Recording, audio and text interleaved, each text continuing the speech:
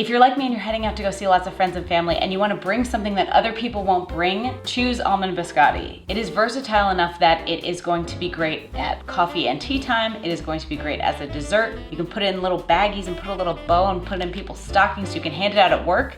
Go with Almond Biscotti. That's what we're making today.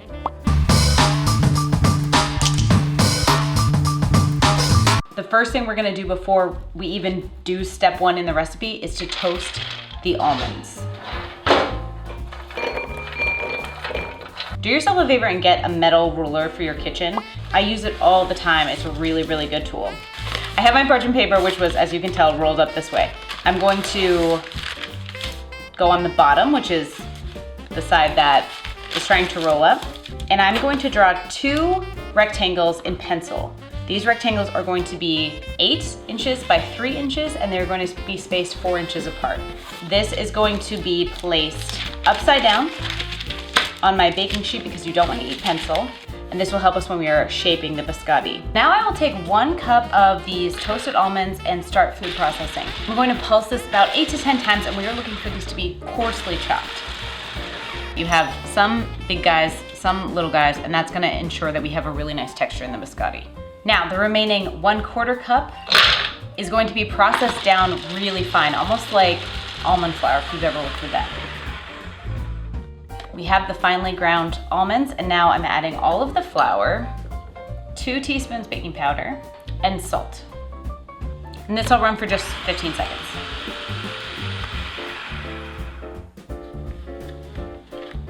Two of the 3 eggs are going in here. And this I'm going to run for 3 minutes, and you'll really see these just lighten in color and add in volume. I'm gonna get this running again on high, and I will slowly add in the 7 ounces of granulated sugar.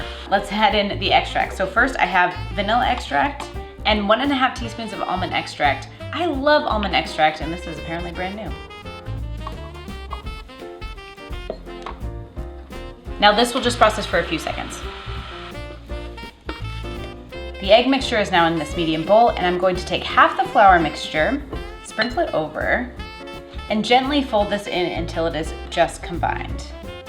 The rest of the flour is going in, and the chopped almonds.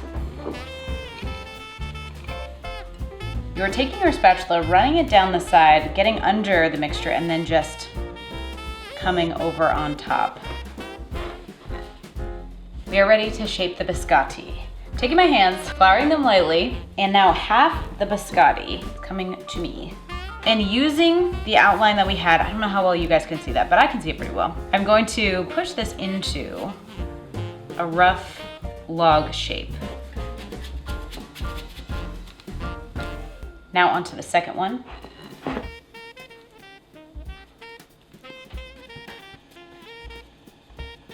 Now a little spray onto the spatula.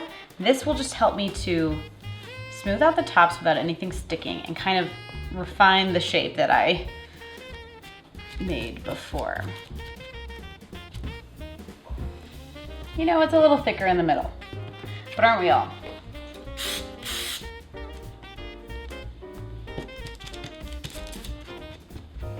So with the last egg that's been sitting here asking to be used, I'm going to just separate out the white, add a little bit of salt, and now I'm taking my pastry brush, and I'm just going to cover these, coat these all over. Biscotti means twice baked, so these are going to go into the oven just as they are.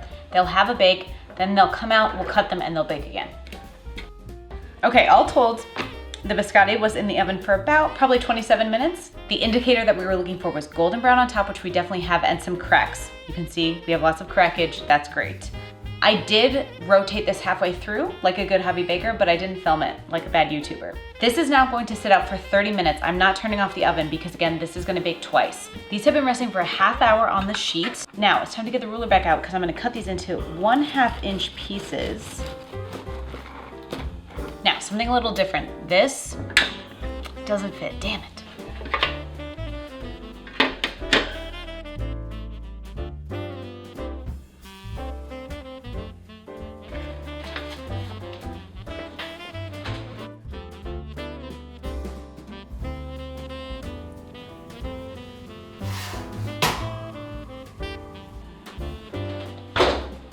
right, let's have a look.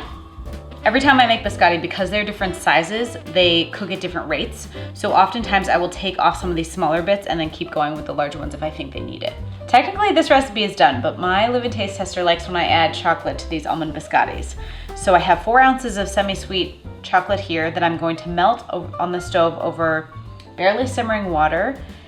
I'm gonna get that down to about 85 degrees, and then I will take it off, add in 1 more ounce of semi-sweet chocolate I've just chopped up, and then we can apply it to some of the biscotti, because it really is good on its own. You don't necessarily need it, but he insists.